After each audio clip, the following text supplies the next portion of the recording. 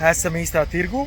Reku paņemam čilī, 50 ir, un tāds mums ir veseli, tas ir par 60, un reku ir mazie par 20 bāti.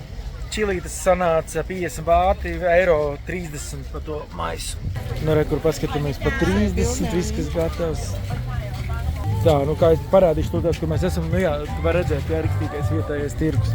Cena dragonfruitam 50 jābūt, šitie par 25. Neatceros, cik mēs tur ņēmām. Te, ko mazais pavāriņš. Un mēs paņēmām šito, ko mēs nezinām, kas tas ir.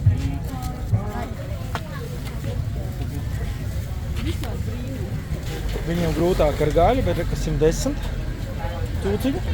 Te var salīdzināt zīves cenas. Kaut kāds zīves neredzētas. Wow. Jā. Nu, te ir īstais tirdziņš, gandrīz norāva uz acīm. Loterija arī var nopirkt. Bišķiņ jāpieliecās. Daļiņi tādā siltā laikā arī varētu paņemt, te būtu labi. Ko mums vajag? Mēs esam izgājuši mango medībās, bet pagaidām mango vēl neredzam.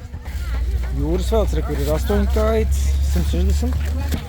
Cik tā aizemē maksā garnēls? 240, 210, 190, pēc izmēriem 190, 160, 150. Kurs ir 1 eiro pa 37, kur ir kalmāriņi, tie visi zīves lietas.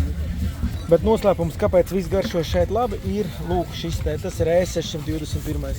190 vietējie bāti ir 5,40 eiro, tā kā lielās garnēls, 6 eiro svaigas tā aizemē. Bišķi zem 2 eiro kilogramā tās zīves. Paņēmām dažas vistiņas, 10